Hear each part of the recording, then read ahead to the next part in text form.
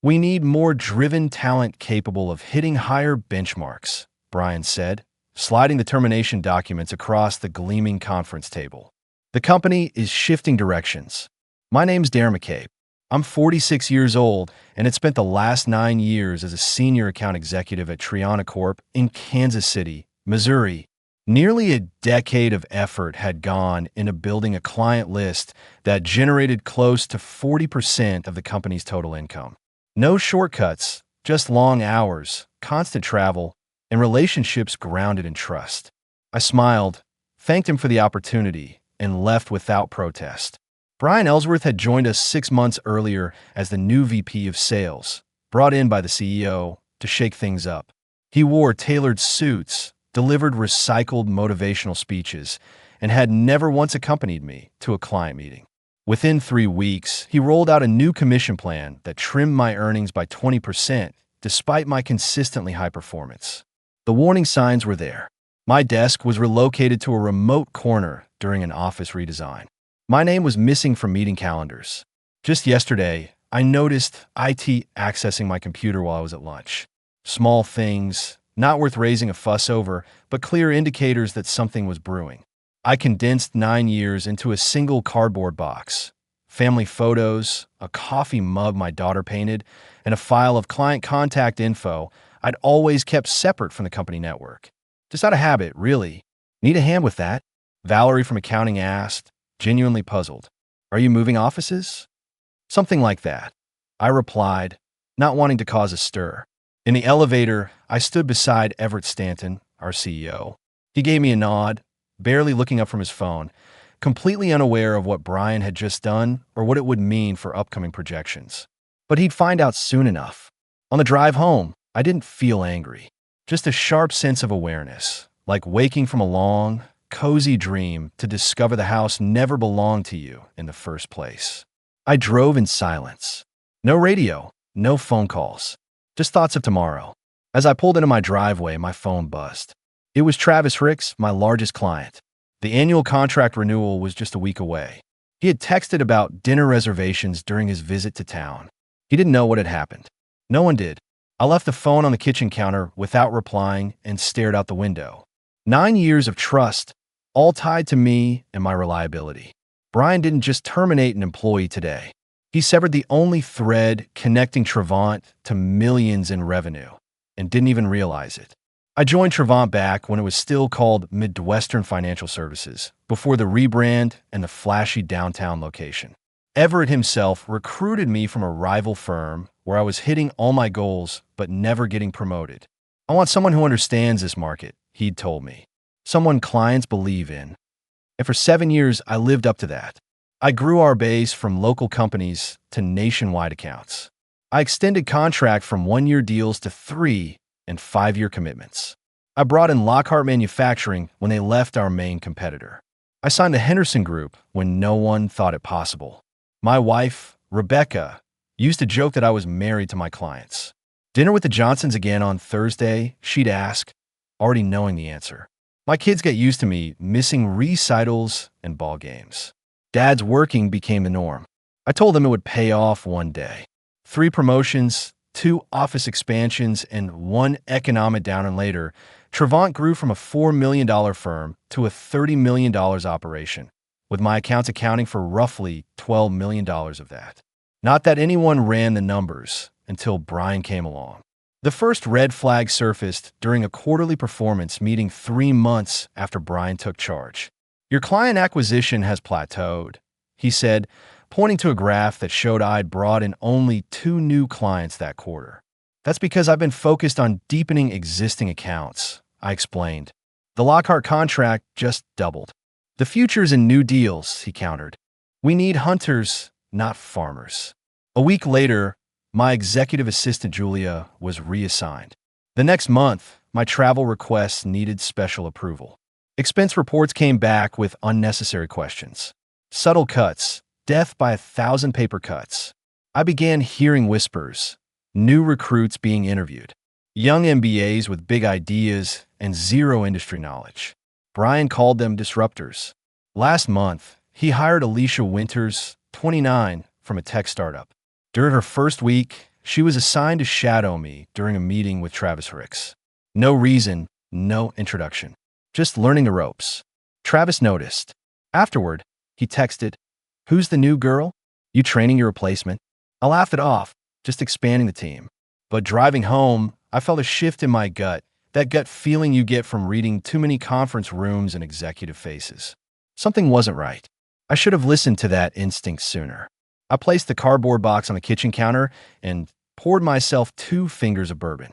The house was quiet. Rebecca was in Denver for the week helping her sister with a newborn. Probably for the best. I needed the silence. I picked up my personal phone and scrolled through my contacts. 9 years of relationships. Over 200 clients, vendors, and key industry players. People who trusted me, not the company branding or fancy office. My work phone, now powered off in the box, contained the corporate communication. But the real connections? The dinner invites, the golf outings, the direct lines to decision makers? They were all here on my personal device. The result of years of being the person people wanted to do business with. I took another sip of bourbon and let a strange calm settle in. No fear. No worry about the mortgage or insurance. Just a sharp awareness of what had occurred and what was coming next. The bourbon stung going down. 9 years of 60-hour work weeks, missed family dinners, and Little League games. Nearly a decade spent building something I believed was mine, only to find out it never was. I opened my laptop and pulled up my employment agreement. The non-compete clause was there, but it was narrowly defined, just 1 year, and only enforceable if I left by choice. Being terminated changed the rules. Legally, nothing stood in the way of taking my clients elsewhere. My phone buzzed. Another message from Travis. Dinner reservations locked in for Thursday. Looking forward to discussing the renewal. I stared at the message for a while. Travis Hendricks represented $1.7 million in annual revenue for Trevant. Lockhart Manufacturing had been with me for 6 years, 3 more in my prior firm. That's close to a decade of trust. And he wasn't the only one. The Henderson Group, Westfield Properties, Carlton Industries, combined, they brought in another $1.5 million. All of their contracts were up for renewal within the next month. All of them dealt exclusively through me. I set down my glass and made a quiet decision. No calls tonight. No angry emails. No threats. I'd sleep on it, wake up with a clear mind, and make 3 phone calls. No drama, just letting my top clients know I was no longer at Trevant, effective immediately. The rest would fall into place naturally. I pulled the family photos out of my box. My daughter's graduation, my son's wedding, the Yellowstone trip we nearly canceled because of a last-minute client crisis. I'd missed enough already. Tomorrow, I'd start making different decisions. I drained the last of my bourbon and went upstairs to an empty house. For the first time in years, I didn't set an alarm. No early flights. No reports to review before sunrise. Just the quiet certainty that Brian Ellsworth had made a catastrophic mistake. And I didn't need to do anything except step aside and watch it unravel. The next morning, I made my 3 calls. Calm, professional, and to the point. Travis, I'm no longer with Trevant as of yesterday. Just wanted you to hear it from me directly. His reply came fast. What happened? Who's handling our account now? Likely Brian Ellsworth. Maybe Alicia Winters. A long silence. The girl from that meeting? She doesn't know our business. That's all I can say. The rest is your call. Similar conversations followed with James Henderson and Peter Carlton. No persuasión. No selling. Just facts, delivered with the consistency they'd come to expect from me. By noon, my phone was lighting up. The word had spread. This industry's tight-knit that way. At 2 p.m., Everett Stanton called. I let go to voicemail. Darren, this is Everett. We need to talk about your transition. Multiple clients have reached out with concerns. Please call me back immediately. I didn't. Instead, I headed downtown to see Lawrence Finch, an attorney who specialized in employment law. I'd once helped his son-in-law get funding for a restaurant. He owed me. They can't block you from working, Lawrence said, after looking over my termination documents. But they'll try to scare your clients into staying. Be ready for that. By 4 p.m., Trevant's legal team had emailed a reminder about confidentiality obligations. At 5, Brian texted, "Let's talk about your exit package." We might have room for some consulting work. Too late. At 5:30 p.m., my phone buzzed again. Just got off a call with your CEO and the VP who fired you. Travis wrote. They guaranteed continuity. Said Alicia would personally manage our account. Then they offered a 10% discount on renewal. What did you say? I asked. That I'd think about it, he replied. Then I terminated our contract. Cited change in relationship management. Henderson and Carlton followed suit. I still said nothing. Darren, where are you landing? Because wherever you go, that's where our business goes too. That night, 3 more companies from my client list sent contract termination notices to Trevant. By the next morning, it was 8. Over $3.2 million in business gone. Everett called an emergency board meeting. I knew because Julia, my former assistant, texted me. Chaos here. Brian blaming you. CEO demanding to know how no one saw this coming. My phone rang again. Unknown number. Darren McCabe. Michael Grantley here, Grantley and Company. I heard you're on the market, and a few mutual contacts speak very highly of you. Mind if I make an offer? I'm listening. Senior VP role. 6-figure signing bonus. Full control over your accounts. Seat on the executive committee. How soon can you start? How's tomorrow? I accepted immediately, not out of panic, but because it was the right offer. Respect. Independence. An acknowledgement of the value I brought to the table. That afternoon, Brian texted again. Board approved a retention package. Full salary for 6 months, plus stock options. Just help us transition the accounts. I didn't reply. There was nothing left to say. They'd had 9 years to recognize what I contributed. Now, they were trying to put a price tag on it after the fact. Too little, far too late. 1 week into my new role at Grantley and Company, Julia called me from a personal number. You need to know what really happened, she said. It wasn't just Brian trying to bring in his people. I sat back in my new corner office, larger than the one I'd left, and listened as 9 years of history came into sharper focus. They're planning to sell the firm, Julia said. Veritas Capital made an offer 2 months ago, but they wanted their own managers on major accounts. They're looking to merge those accounts into their portfolio. Suddenly, it all made sense. Brian hadn't been hired to grow sales. He'd been brought in to quietly shift clients away from me, turning them into corporate assets instead of maintaining them as personal connections tied to a specific executive. My dismissal had nothing to do with performance. It was groundwork for an acquisition. How do you know this? I asked. I'm still working in the executive suite, Julia replied. I've seen the paperwork. I've overheard the conversations. They withdrew the offer yesterday. Veritas won't move forward without the client base you cultivated. After she hung up, I sat motionless for a while. 9 years of loyalty, and they had been ready to sever me from the clients I brought in, as if I were just a replaceable conduit. Not because I failed, because I succeeded too well. The connections had become too strong, too personal.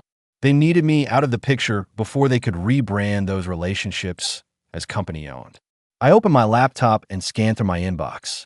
More former clients had reached out. Word was spreading quickly. Darren McCabe had transitioned to Grantley, and the client base was following. Trevant stock had dropped 12% in just 5 days. My phone buzzed. A message from Everett. Can we talk? Just you and me. No attorneys. I didn't answer right away. The betrayal was still settling in like a weight in my chest, cold and unshakable. I hadn't simply been let go. I'd been strategically sacrificed in a larger corporate maneuver. I finally picked up my phone and called Travis Hendricks. I need to ask you something, I said. Did Trevant ever introduce you to anyone from Veritas Capital recently? There was a pause. How'd you know? Some guy named Thomas showed up during our quarterly meeting.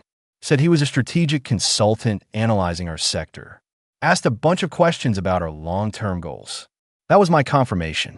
While I was still employed, still operating in good faith, Trevant had begun introducing Veritas reps to my clients. They called it strategy. I called it betrayal. A few more phone calls painted the same picture. Quiet meetings held. Notes taken. Relationships evaluated for weaknesses. Any signs I could be cut out of the equation. By the end of the day, I had confirmation that at least 6 of my major accounts had been quietly exposed to Veritas advisors, all while I was still representing the firm. I finally responded to Everett's message. No meeting needed. I understand the Veritas situation clearly. His reply came swiftly. It was a business move, Darren. Nothing personal. But it was personal. 9 years of building bonds, learning clients' kids' names where they vacationed, answering late-night calls on holidays and weekends, all written off as a hindrance to a deal. I closed my laptop and looked out from my new office window, overlooking the Kansas City skyline. Everything looked clearer here. Grantley had already inked contracts with 11 of my former clients, bringing in nearly $5 million in recurring business. And more on the way. Not because I asked them to come, but because trust in this industry sticks with people, not with branding or boardroom strategies. Trevant hadn't just lost a high-performing employee. They'd forfeited the very infrastructure that powered their growth. And they still didn't fully grasp the cost of that loss. 3 weeks after starting at Grantley, I received an invitation to speak at the Midwest Financial Services Conference. The panel topic, Building Client Loyalty in a Transactional Market. The irony wasn't lost on me. I agreed, not for recognition, but because I knew exactly who would be in attendance. Industry leaders, potential clients, and most importantly, Trevant's upper brass. Everett never missed this event. Neither did members of the board. Meanwhile, Grantley had given me resources I'd never seen at Trevant. 2 dedicated analysts, full marketing support, and most importantly, an equity stake. Every client I brought in didn't just pad my paycheck. It increased my ownership in what we were building. I spent the following month preparing, not with flashy visuals or scripted stories, but with hard data. Late nights, working with analysts to compile performance reports on every client that transitioned from Trevant to Grantley. The numbers spoke for themselves. Average response times cut by 53%, implementation costs reduced by 30%, client satisfaction up 22 points. It wasn't about me. It was proof of what happens when businesses prioritize relationships over transactions. The morning of the conference, I reviewed my notes one final time. There would be no theatrics, no names named, just facts professionally delivered, but damning in their implications. As I entered the hotel ballroom, I immediately spotted Everett flanked by 2 board members near the coffee station. His expression tightened when he saw me. I gave a courteous nod and kept walking. The panel opened with routine commentary on market trends and new tech. When it was my turn, I kept it simple. In an era where automation dominates and digital tools streamline everything, I began, personal accountability has become the most valuable currency. Too often, companies treat client loyalty like a company asset. But it isn't. It's a personal agreement, an earned trust between people that needs constant maintenance. I shared the data, not as accusations, but as case studies. Clients who had switched firms and seen immediate improvements. No finger pointing, just evidence. The takeaway here isn't about retention incentives or exit clauses, I concluded. It's about understanding that when leadership treats relationship managers as plug-and-play components, clients will respond, and not the way you want. As the Q&A began, a hand went up in the crowd. A young analyst I didn't recognize posed the question everyone had been thinking. Isn't your recent transition from Trevant to Grantley, along with several major clients, exactly the kind of scenario that makes companies wary of giving too much autonomy to relationship managers? The room fell silent. I could feel Everett's gaze piercing through me from across the hall. That's a valid question, I responded calmly. But consider the alternative. Trevant didn't lose those clients because I took them. They lost them because they never truly grasped what those clients valued. No one followed me out of sheer personal loyalty. They came because their needs were consistently better fulfilled through my approach to service, an approach my former company decided no longer aligned with their strategic direction. I paused briefly, locking eyes with Everett for a moment.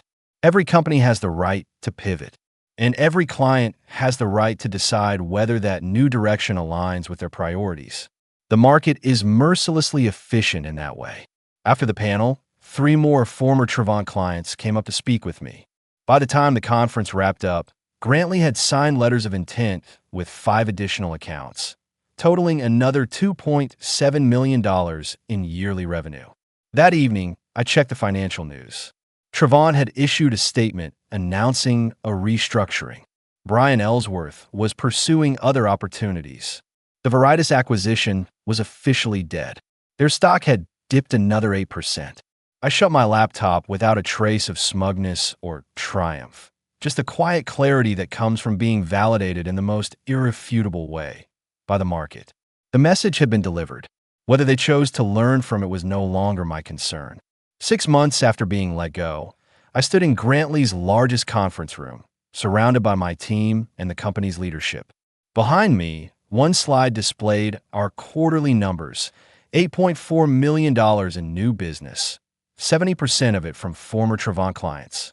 Michael Grantley himself raised his glass. The best acquisition we ever made, and we didn't even have to buy a company to get it. Polite laughter filled the room. I smiled but didn't join in.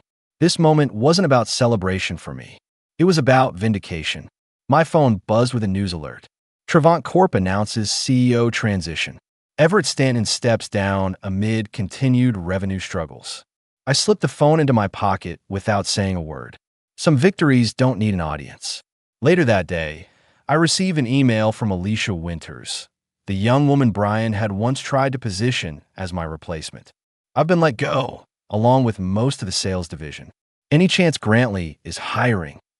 I forwarded the message to HR with a short note. Worth interviewing. Not her fault what happened. As I was heading out of the office, my assistant handed me an envelope delivered by courier. Inside was a handwritten note from Everett Stanton. You were right. I prioritize transactions over relationships. It cost the company everything. If you're ever open to grabbing coffee, I'd appreciate the chance to apologize face to face. I folded the letter and tucked it into my jacket pocket. Maybe someday. Not yet. That evening, as I drove home, I passed Trevant's former headquarters. The sign was being taken down. The local business journal had reported they were relocating to a smaller office out in the suburbs. I didn't slow down, didn't take a picture, just kept driving, eyes fixed forward on the life I was building on my own terms. Exactly 1 year from the day Brian had slid those termination papers across the table, I signed the final documents making me an official partner at Grantley. Since my arrival, the firm had expanded by 34%. My client portfolio now represented close to $20 million in annual revenue. I closed a manila folder containing the partnership agreement and looked out at the Kansas City skyline. Same city, same buildings, but everything else had changed. Rebecca came in carrying 2 coffees. Signed and official, she asked. I nodded. Signed and official. She studied me for a second. You don't look as happy as I thought you'd be. Just reflecting, I said, on Trevant, on what I'm building now, about doing it right this time. That morning, I had approved the hiring of 3 new account managers, all with the same profit-sharing plan I had negotiated for myself. No one here would build something only to have it taken away. That was my first act as partner. My phone lit up with a call from Travis Hendris. Congrats on the partnership, he said. Knew you'd land on your feet. Thanks to clients like you. No, he corrected. Thanks to you being who you are. We just followed the value. After we hung up, I picked up the framed quote Rebecca had given me last Christmas. Parchment paper in a simple wooden frame. The best revenge is massive success. I set it back down on the credenza, face down. That chapter was over. I opened my calendar and scheduled lunch with Everett Stanton. Not to gloat, not to relive the past, but because sometimes the final step in moving forward is letting go of what came before. I shut down my computer, grabbed my keys, and walked out to meet Rebecca. We had tickets to our son's band concert, something I wouldn't have made time for in my old life. Some losses clear the path for greater wins. Some fires burn away what needs to be gone. I had never believed that more than I did that day.